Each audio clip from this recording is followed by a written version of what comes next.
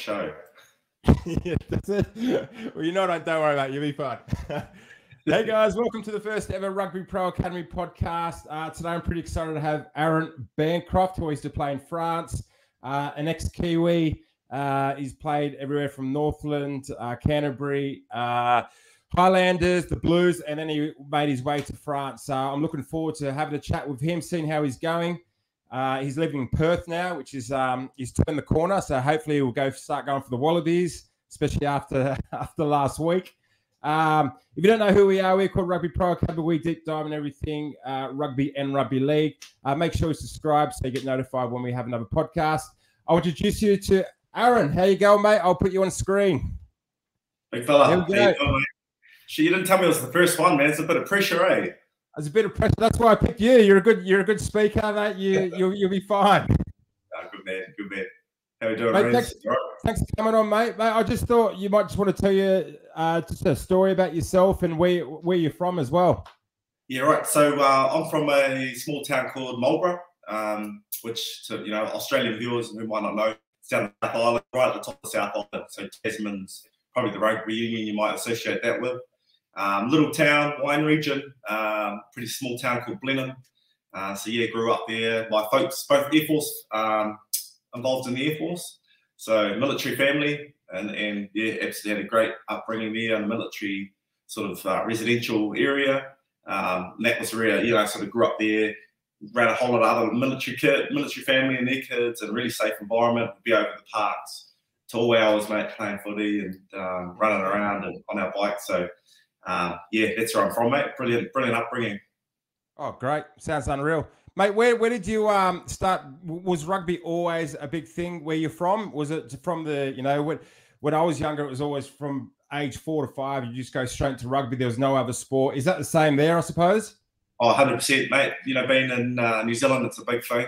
And I look back and I thought, because now, the numbers are not so strong in the junior grades, but you look back and I thought, mate, everyone, regardless of your ability, everybody played rugby. So, all the kids are involved. And yeah, probably from about 5 upwards. Great to just chocker, mate. And it was awesome. Good. There was no other sports. There's always rugby. Did you do athletics or anything with that? No, definitely. Yeah, a bit of basketball, bit of athletics, bit of everything, okay? So you got involved in all sorts of sports, mate. Well, mate, great. So with that, when did you kind of thought you might want to have a career of playing rugby and actually having a real crack at it? Did you have an age? Did you have a time, or you just kind of fell into it?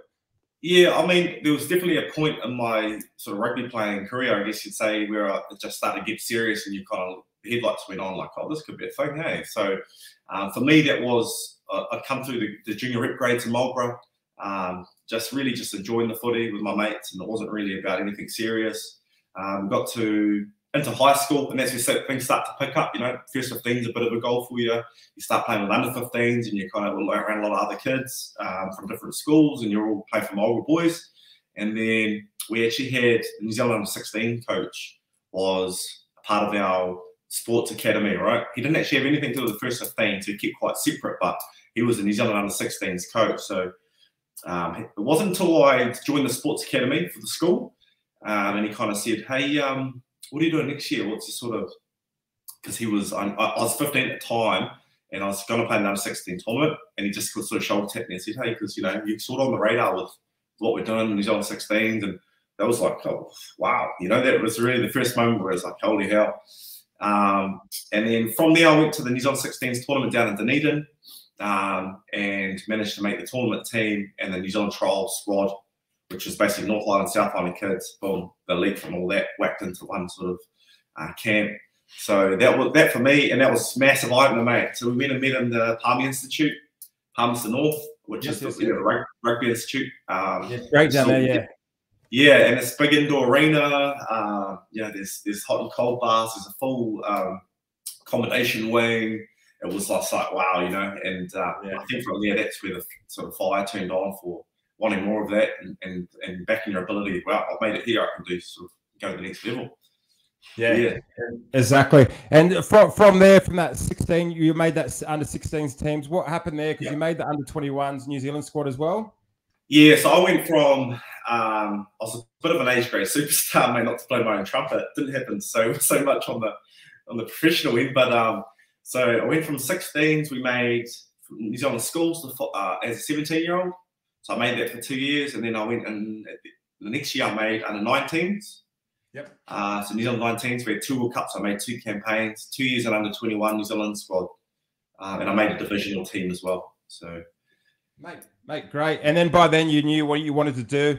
Was there any kind of obstacles going from grade to grade? You know, when you're 16, it's different to when you're 18, 19, and making those big squads. Did you find any obstacles like, oh, I've really got to improve this part of my game, or I've got to improve my fitness or stuff like that? Yeah, I think probably my biggest thing was speed, was getting the speed element right. Like I was a pretty solid kid for my age, but it was, and you know, lean. But,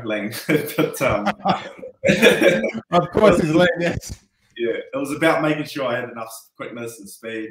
In terms of physically. Okay, yeah. And then where'd you go from there? So you played for Canterbury a bit, didn't you? Yeah, so I actually managed to. I moved from high school and down to Canterbury.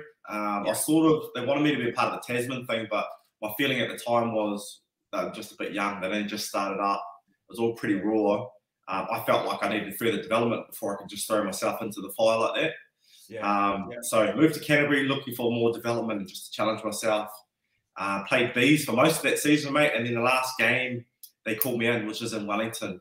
And I debuted for Canterbury, against Wellington in the Cape Town, which was massive, mate. It was guys like Tana and Nonu and Conrad. And, it was pretty full on, hey. But I was rubbing shoulders with Carters and, Aaron Majors, McCaws. So it was huge. And as a young Mulga man, that was the aspiration, was to play for Canterbury, be a Crusader. Yeah. Mate, it's great. And what did you learn from being surrounded by those players as well? Definitely that it's a very self-managed environment, very player-driven, particularly, guys like Aaron Major, Casey Lalala, they were in front of the group a lot, speaking a lot, not so much Robbie Deans, who back then was the Crusaders coach. It was more these guys out in front, sort of leading the charge and telling guys where we need to figure things out, where we can be better. Very player-driven environment. And from there, ended up moved to the Highlanders. So Greg Cooper, who was my New Zealand 21s coach for my last season, he obviously liked what he saw from me as a young fella and thought that I could be a part of their environment. So from Canterbury, signed straight to the Highlanders. And at the time, it was a gutting feeling because all I wanted to do was be a Crusader. Mulga man, Crusaders was the pinnacle in terms of Super Rugby for us. So I was really torn between not being offered a Crusaders contract at all, but being offered a full-scale Highlanders contract. So I had to make the move, mate. So I went down south and became a Highlanders man. Hey, good. And you played a lot of games there as well. So I think you played 33, was it? Yeah, played a few games down there. Spent 3 seasons down there with the Highlanders. That had a few challenges in itself. 3 seasons down there was pretty turbulent. But, so when I got down there, we had the likes of, Carl Heyman and who else do we have down there? Anton Oliver, Nick Evans, James Ryan, who's All Black lock. So we had a lot of All Blacks on the roster. It was a really good team, really good squad. And I felt, man, what a good time to get down there and rub shoulders and be around these sort of blokes.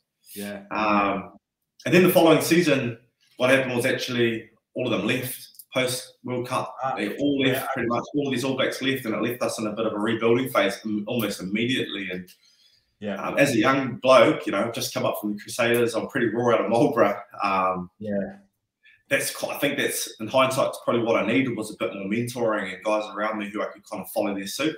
And sometimes when things got a little bit pear-shaped, maybe if I had that around me, I could follow them and move myself back into a better position in terms of form or whatever it was.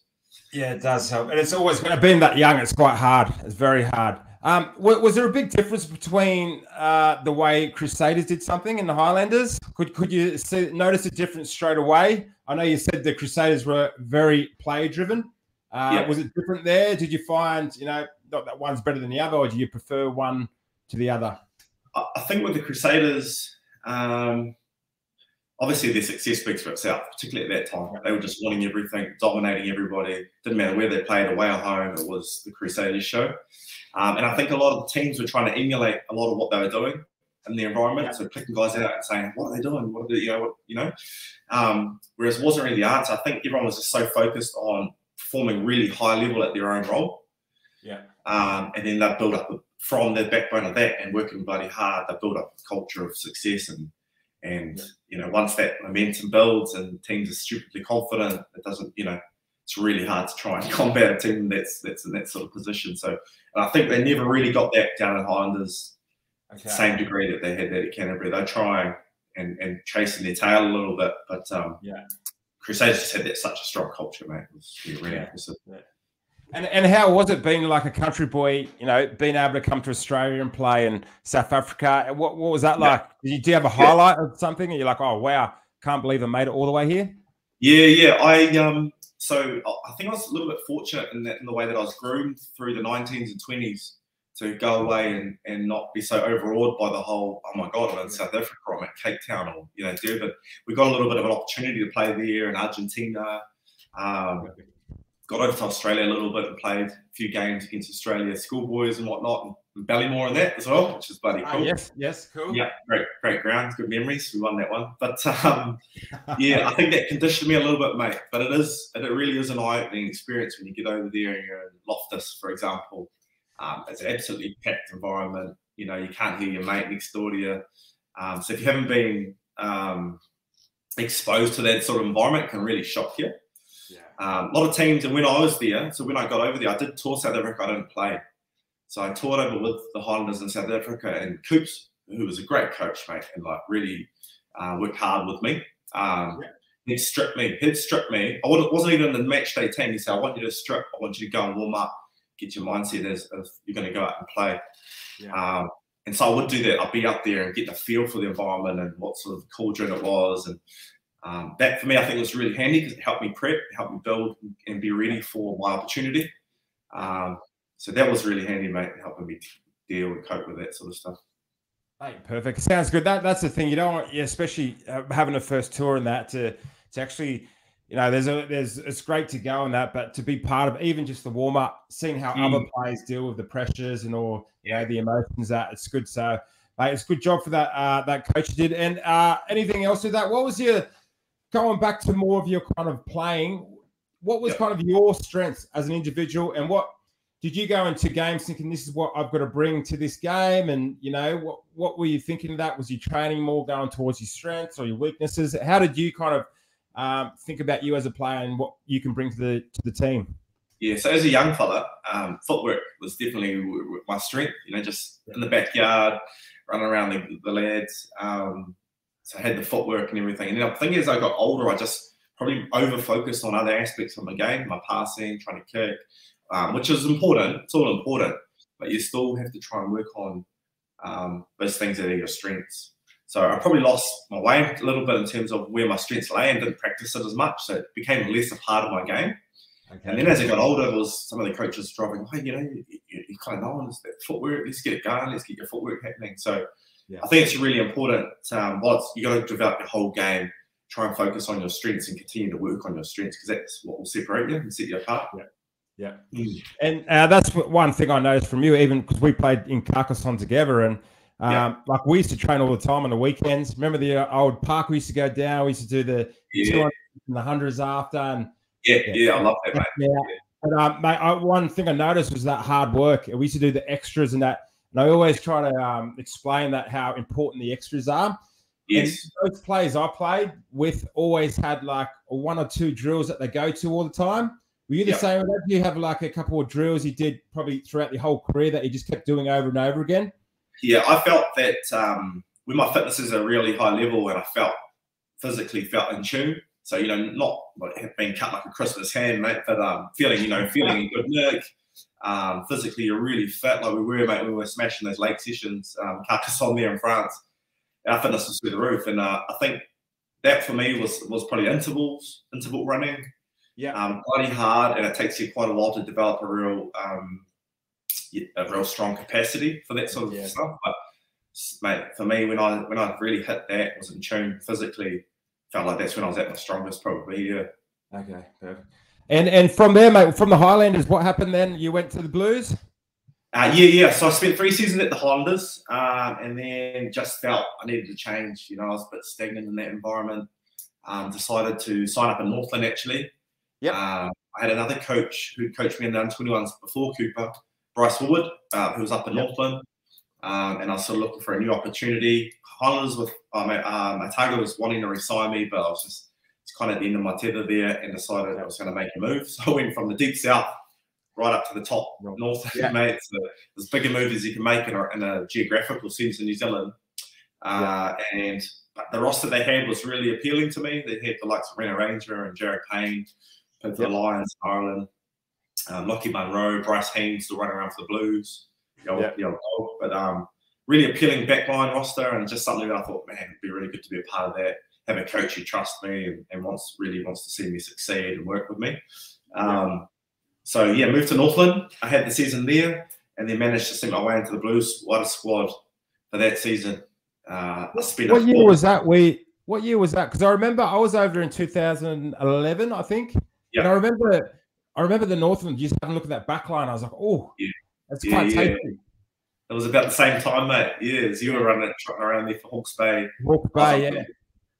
Oh, not really running around injured most of the time. Mate, awesome. And then you were there you went to the Blues and that. And then when you were there for a year, were you, or 2? And then you went over to France. I was just there for the season, and the opportunity came up I was looking in Japan, got asked to go over and have a visit at a Japanese club, and the opportunity came up to go and have a look at a top 14 club as well. And to me, it was just like I really wanted to kind of kickstart and have a fresh start in a new environment. And that's what appealed to me. It wasn't so much about money at that stage, to be honest, although money was better. It was pretty good. But it was more about just trying to reinvent myself, trying to, dominate in a different league. So managed to take the French gig, went over to Grenoble in top 14. And then pretty much trained my ass off. Was really in shape to get over there and get into the environment. And then I tore my pec in the second preseason game. Off the bone completely against Racing Metro, which was devastating, mate. But so I was dealing with that. Did you get that reattached to that?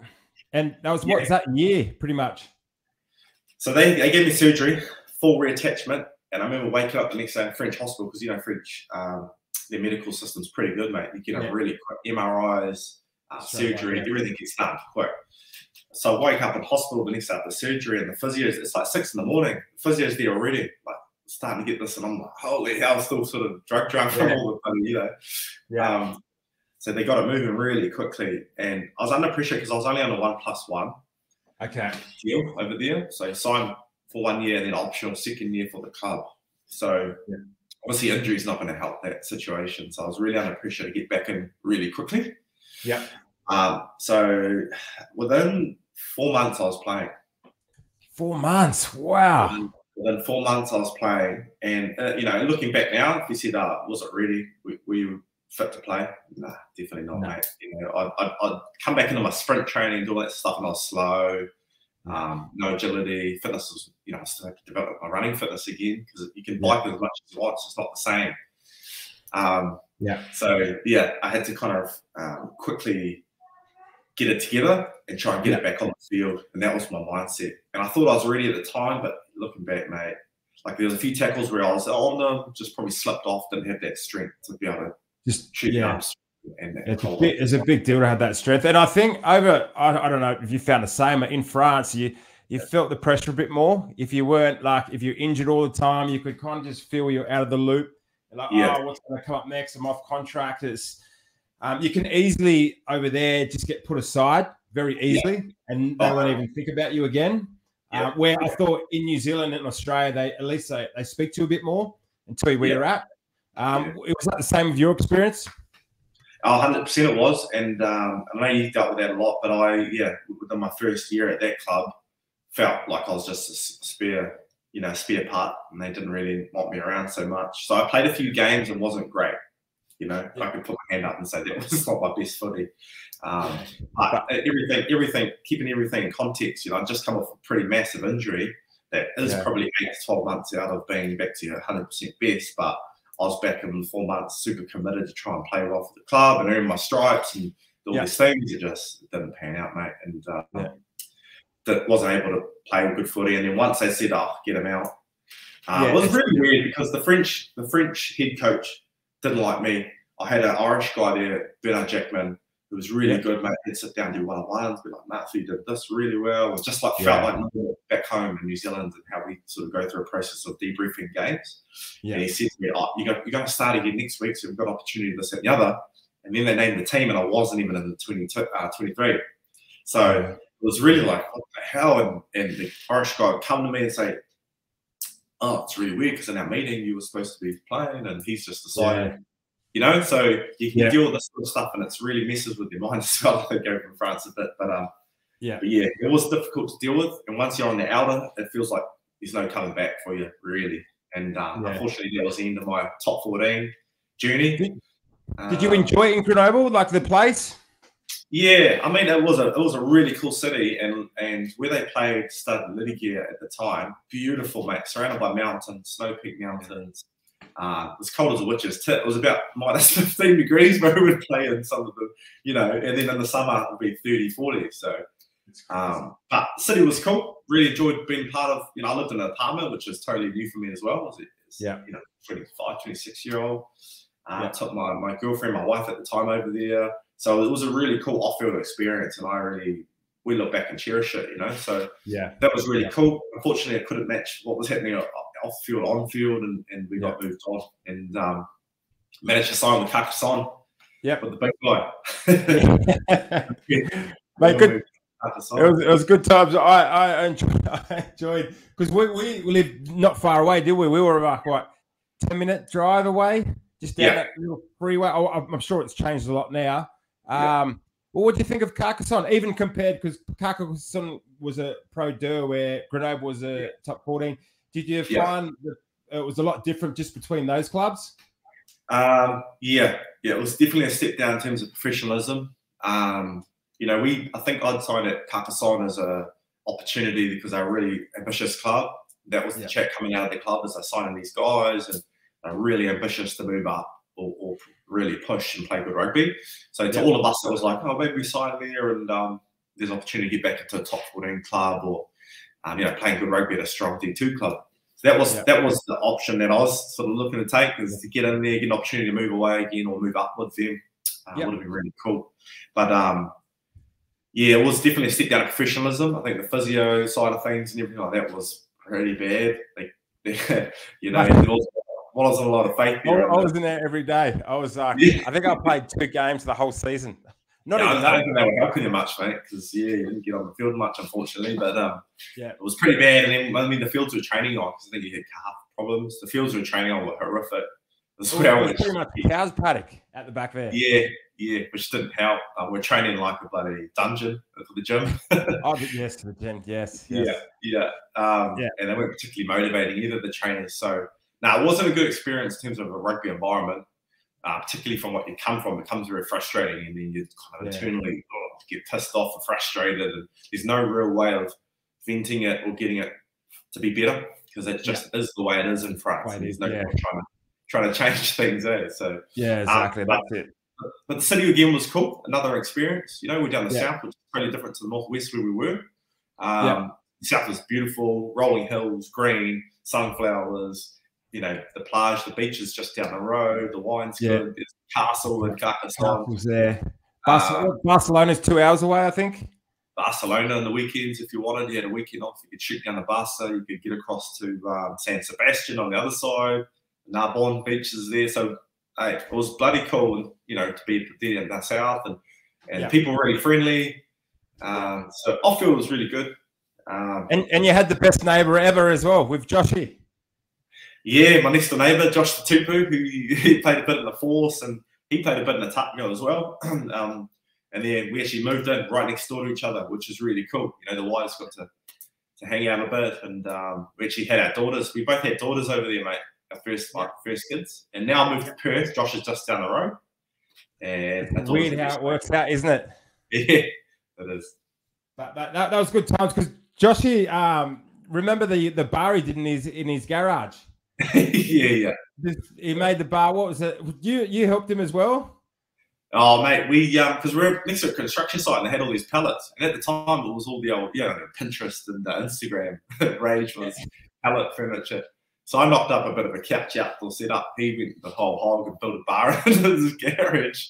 Mate, it was unreal. We're in there most weekends. Yeah, we spent a bit of time in there, mate. And even got the Frenchies in over there and a few Fijian boys who wouldn't leave. But yeah. I still remember. A couple of big nights there. I remember the biggest night was after Wet in the Head for when my son was born 2 days after, and you took me out. Yeah. Oh, that was all I remember is I was Captain Morgan's, and what do we have? Captain Morgan's and something else, and it was just shot. And mate, I don't think I've ever been that hungover in my entire life. You Kiwis, you can definitely drink, that's for sure. The old piss fitness was good back then, Mate, good. With more of the rugby now, if you're, because most of the people who are in that Rugby Pro Academy is all about, just getting the best. They might want to make their top 15, or maybe trying to think going to pro or going to France or somewhere like that. What would you give them some advice if you wanted to just move that step up and better your playing? I think ultimately and holistically, you've got to enjoy your rugby. It's really important. I coach an under 14s team here, mate. They get so down on themselves when they make a mistake, or they might not get a start one week and they get really down themselves. I'm like, mate, the most important thing you can do as a young fella is just love your rugby and really fall in love with the game. Because when you become a professional player, or if you can go to the next level, you've still got to have that love for it to be able to train so hard, be able to take criticism and drive forward, deal with things maybe that tapping on social media or let's sort of carry on, but still ultimately go out and play well because you love the game. Yeah. So I think for me, that's the biggest thing is love the game. Secondly, I think you've got to develop determination and a work ethic that beats others, So you outwork people. And that's something that you're going to take right through your career with. So having the ability to outwork people and work really hard and make sacrifices is probably the biggest thing. Yep. Yeah, it's huge, isn't it? That work ethic, if you don't have that, it's definitely, you're just not going to go places. And for the love of it, if you don't love what you're doing, training gets pretty tough, especially in an environment like that where it's all out, and it gets really, really hard. And another question, mate, what makes a good 12? If you're thinking, oh, I want to be a really good 12, what do you reckon their big KPIs for a good 12 have to be? Mate, I always took the piss out of 12 and said, we're not good enough to kick, so we can't play 10, and we're not fast enough, so we can't play 13. So, but I think 12 is, you just got to be a bit of a jack of all trades. And there's different shapes, actually, which make a successful 12. So if I look at the best of all time, in my opinion, it's Matanonu. Yeah. That's because he actually developed the pass kick game, which is right up there. Okay. Yeah. He physically. He didn't develop that straight away, did he? He developed that passing game at the end, didn't he? Yeah, it developed over time. Definitely developed over time because people thought he was a one-trick pony. So they're like, labeled one-trick pony, good, strong ball carrier. So he developed this stuff over time. Really being able to straighten your attack up and ball carry and be a real abrasive runner is really important. We see a lot of 12s who at the next level just not quite it, because they don't have, when the games are really physical and there's a big D line, they can't be in the line, they can't make half breaks or create offloads and things like that. So I think that's really important. You're almost like a hooker or forward in the back line. Yeah. And then having the skill sets really important. Being able to have a good rugby IQ is really important as well, because a lot of times your team's involved in organising forwards and other things, driving the team. You've got to be able to communicate opportunities to your team. Yeah. So there's a lot of pieces to being a really good 12. I don't think you come in and you're the best 12 possibly be out the gate. It develops over time. Yeah. But what we said, about your strengths, that's got to be your hallmark. Develop your game around your strength. If that's your footwork or strong carrying at the line, that's got to be it. You make sure that's your absolute best, the thing you hang your hat on, and you develop your other pieces around that to become the complete. Because, you're not just come out of academy and you're that guy. It just doesn't happen like that. Exactly. Yeah. Great tips. And saying that, you were saying about your rugby IQ, were you a player that really did your best to look through footage and look at other people in different teams and say, oh, maybe I can do this a bit better and stuff like that? I think for me, rugby IQ developed from just watching a lot of rugby as a kid. So the foot, you know, in New Zealand, the footy's always on TV, mate, and it can be a couple of 2 or 3 games on a Saturday. So just always watching it, out playing it. That's sort of, I think, where it started to develop. Obviously, as you get older, it's a bit more complex. There's a few more moving parts in terms of your shape and everything like that. So spending a lot of time writing notes, watching film, as you say, massively important to give you that edge. Watching other guys and how they play and what trends you're seeing in a game is important. If they have one back or if they've got 2 back, how can we play into that shape? Yeah, so film is hugely important. Perfect, mate. Thanks so much for today. Just a few questions before we leave, mate. How are you now? You're into the property market? Just tell me about what are you up to now? Yeah, so I was lucky enough that during my time in the Blues, mate, I was kind of like, I wasn't playing a hell of a lot. I was playing in the squash than I was probably playing on the field. We had a pretty stacked team, so there was no surprise. But just thought, got to do something else outside of rugby. That was really, kind of became really apparent to me at that point, 25. So, you know what, playing a lot here. What else is going on? So managed to latch onto a course, probably an investment course. Don't even know why, really, Runes, to be honest, why that was a thing. It just felt like, probably I want to do this property course. So I went along and did it, mate. A lot of people don't take action and do these things, but I was just like, no, I've got to do it. So I went along, got involved, my eyes open. I just saw such an opportunity in property. So in that year, I learned how to sort of buy, renovate and sell a house, so flipping properties, how to buy and hold rentals. And that was the crux of it, really, was teaching how to do that. So I went about doing that, started doing some properties, flipping houses. While I was still involved with the Blues, I was doing that. And then when I moved over to France, I was looking at buying rentals. That was the thing, was buying rentals. And more close to the end that I got, I was just had it in my mind, man, I just want to go back and do this. My passion had kind of shifted from rugby and became property. And so moved home, became a full-time property investor with buying rentals and flipping houses. And and that worked so brilliantly, mate, because I had the family, young family. I had all my time with them as much as I wanted because, self-employed. So that was really cool. And my wife, she picked up a job in the Heart Group, medical admin. So she did that. I had so much flexibility with the kids, so it was great. And then, fast forwarded all that time, we were over here in Australia and WA doing the same thing. So I'm over here doing the same thing. My wife's got a brow studio out of home, so she's doing that, and which is really cool because that's her passion. And still in the property thing and loving it, mate. Mate, it's great to hear that, and great to hear the family's right. And can't believe you're in Perth. It's I know that, you enjoying it there? How's the weather in that? It's beautiful, I suppose. Oh, it's actually, so when I moved over here, I gave away all my jackets, thinking, that's bad. So I gave away the old Blues jackets. And there you go. I'm over here. All right. It's actually a bit of a winter. It's been a lot of rain, a few storms, but it's still not as cold as back home, so that's fine. And that's true. Sun's coming out now. It's been brilliant. So I've got the pool at the back here. I'm gonna spend a lot of time out there, I think, with the kids. Perfect, mate. And mate? Mate, you're still keeping in shape. I seen you won something on Facebook. I think it was before you came to Perth, actually. Yeah. So I've never been into the CrossFit stuff, really. I've always continued since when we finished up our time in Carcassonne, that sort of stuff, just training, and I just love it. I don't know.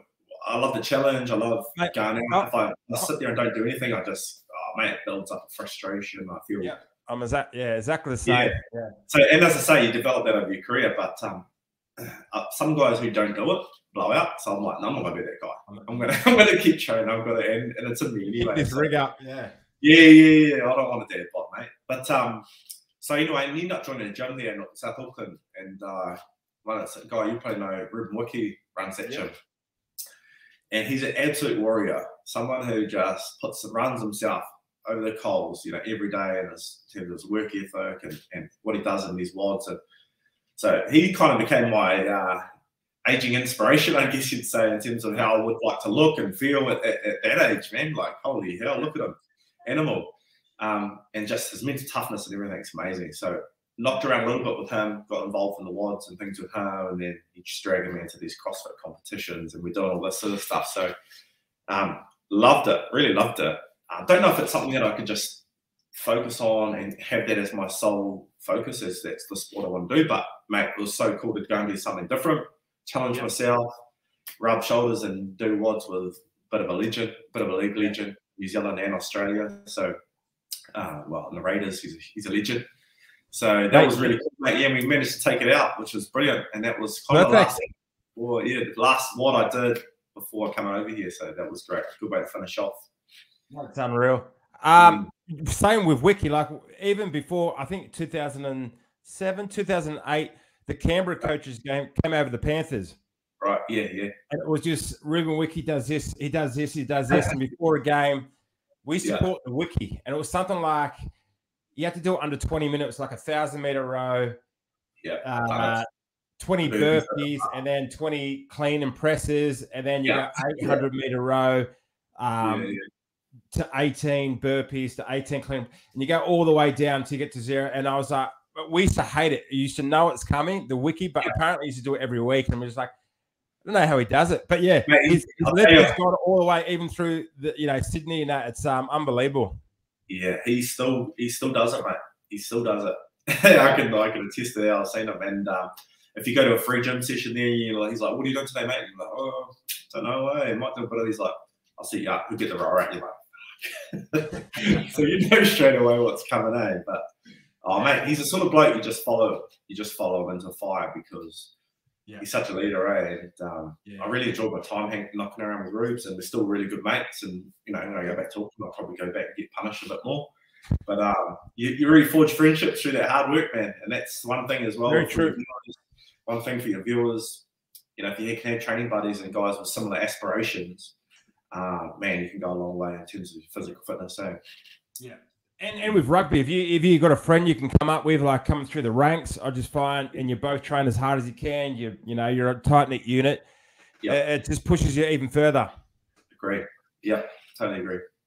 Mate, thanks so much for today, mate. I really enjoyed that. I got a lot out of that for sure. I'm sure everyone else did. Mate, we're going to have you on for sure, especially speaking a bit of rugby, because I know you're full of knowledge in that. So, mate, really appreciate you taking your time out. And I'll put your link down for your business as well. And, mate, definitely have to have you on. And thanks again. And say hello to the family for me. Good, man. We'll do, Reese. Appreciate it, mate. Thanks for having me on. Right, mate. On you, buddy. Cheers for that, mate. No worries. Are we off? 2 seconds. Yeah, if it's not, are you going to call me back for your one? Yeah. I do Zoom. Yeah, it's fine. Perfect.